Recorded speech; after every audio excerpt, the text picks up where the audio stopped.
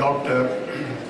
K. Ajita Devi, Vice Principal, Professor Mohandas, Sreedharan,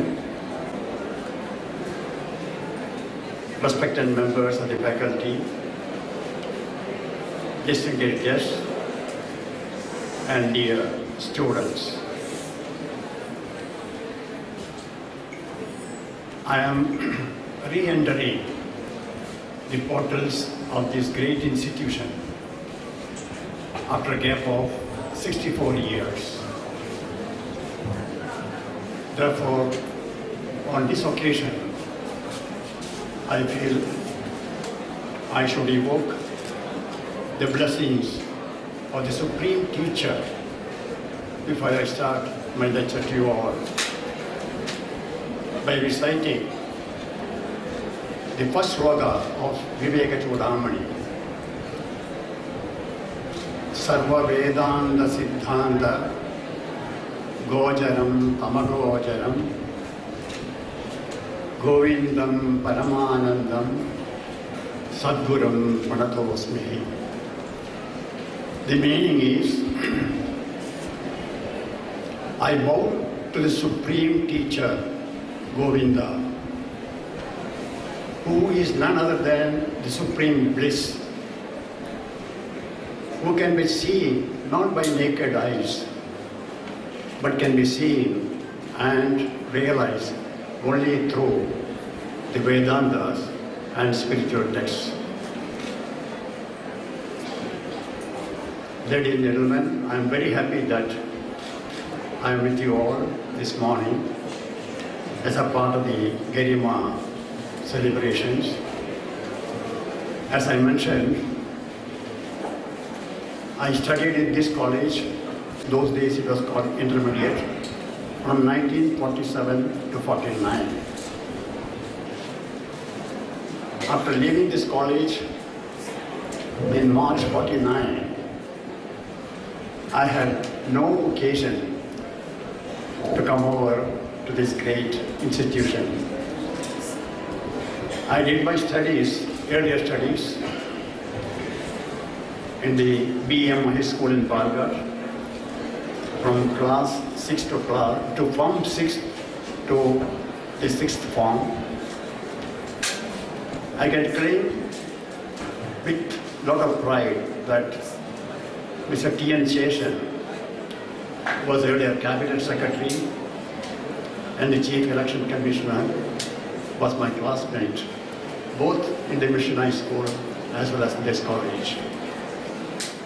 I find before me some of my old classmates and contemporaries and even students, because I had a stint of lectureship in the Government Polytechnic at Calicut. So I'm very happy that I'm with you today.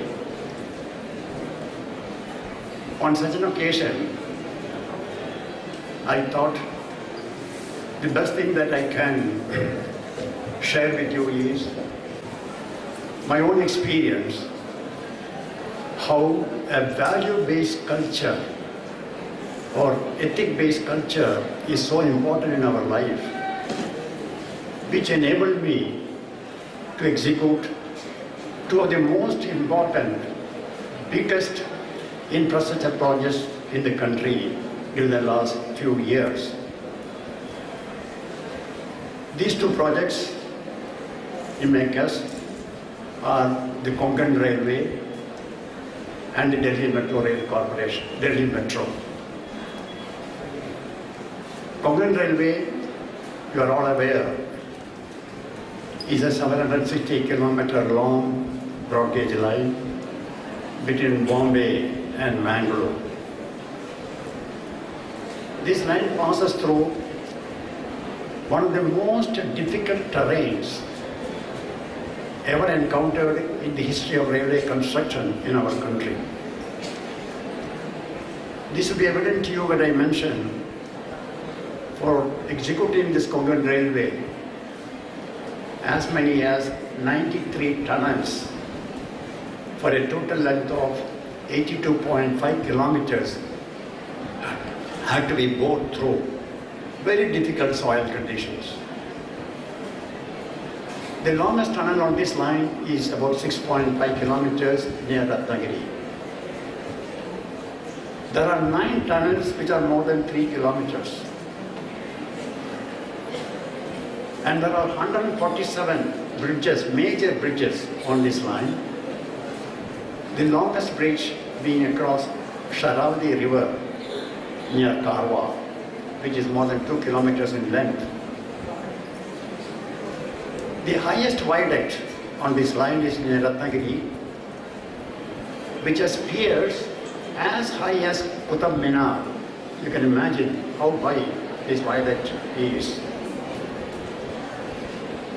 Now, apart from the most difficult and formidable terrain that the line had to be taken through, the most challenging job was raising the funds for this project.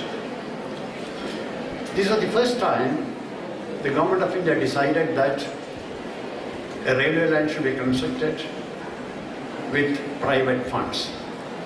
All along, all railway lines in this country have been constructed with government money made available through the yearly railway budget.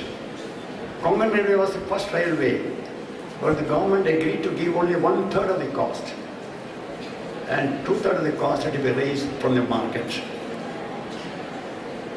In spite of all the technical difficulties, the formidable terrain, and the challenges of raising money from the market, the 760-kilometer long line was completed in an incredibly short period of 7 years. Immediately thereafter, I was drafted, or even before the line was completed, I was asked to take over the responsibility of the Delhi Metro as its managing director of the Delhi Metro Rail Corporation.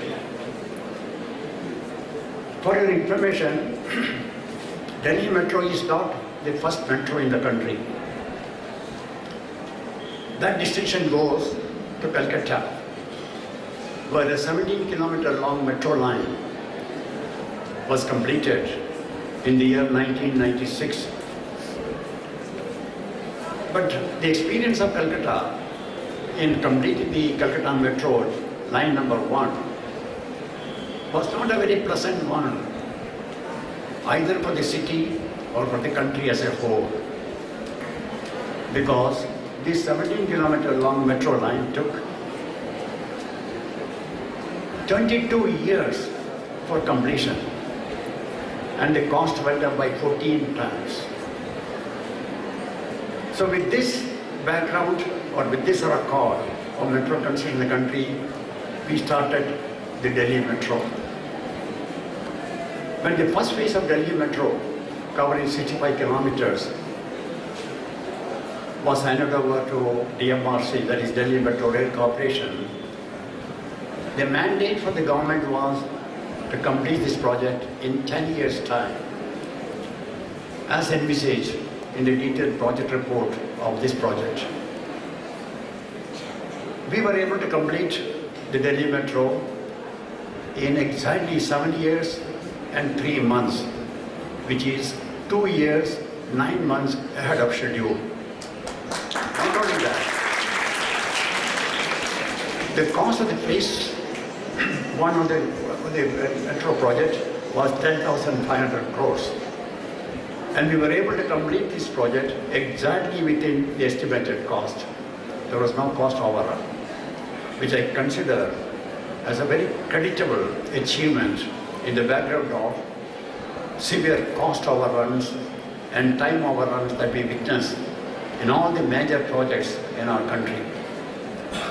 Immediately after the phase 1 of the project was completed, the government wanted DMRC to take over the second phase of the Delhi Metro, covering 124 kilometers at a cost of 24,000 crores. And we put a target of completing this phase 2 in 5 years' time. But then, by that time, India decided to host the Commonwealth Games. And the compulsions of Commonwealth Games demanded that the second phase of Delhi Metro should be completed by October 2010 itself, which gave just 4.5 years for completing these 124 kilometers. I'm happy to share with you that DMRC was able to complete the phase 2 in exactly 4.5 years' time. In fact, the last line of phase 2 was commissioned on the morning of the day when the Commonwealth Games were inaugurated. And completing 124 kilometers of metro line in 4.5 years is indeed a world record. I am not aware of any city in the world, any country in the world, which has been able to complete 124 kilometers of metro line in such a short period of 4.5 years. Again, we completed phase 2 within the sanctioned cost of 24,000 crores. Now, Delhi Metro has taken up the third phase of the Delhi Metro, which covers 140 kilometers at a cost of 35,000 crores and which is scheduled for completion by 2016 or 2017.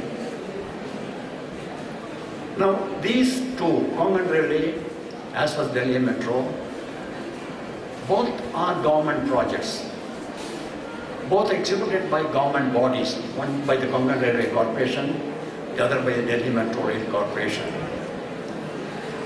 What is that which enabled these two organizations to complete such major infrastructure projects within the estimated cost and before the mandated time? This is what I want to share with you, because what qualities, what value culture enabled the two organizations to complete such major projects in such a short time. According to me, the main cardinal dimensions of this value culture are only just 5, which I feel are very important to the young generation that is facing me today, the young students here. As I mentioned, there are only 5 dimensions to this value culture, which are: 1, punctuality; second, integrity; third, professional competence or knowledge; fourth, social responsibility or social accountability; and there is a fifth also, which I'll mention to you towards the end, which are very important, particularly to the young generation. Now, I would like to explain these elements of the value culture in little more detail to all of you. Take, for example, punctuality. What is meant by punctuality? To these two organizations, or I would say to us, punctuality means not 1 minute early or 1 minute late. I was so happy today. The Vice Principal organized this function exactly on time. This is punctuality.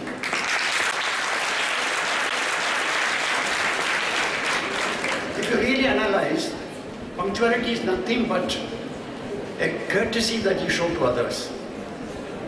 The respect that you show to the time of the other person. And I learned this virtue, particularly from the engineering college where I have studied, the College of Engineering, Continental, where we had Professor Sreedharan as the civil engineering professor.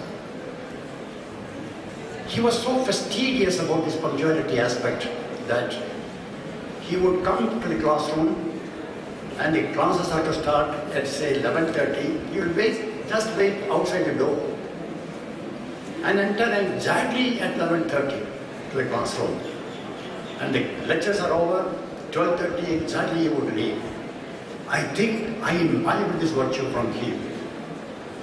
I forgot to mention to you, in the beginning itself that after studying intermediate here in this college in 47 and 49, in those days, selection to the engineering colleges was based entirely on the intermediate marks.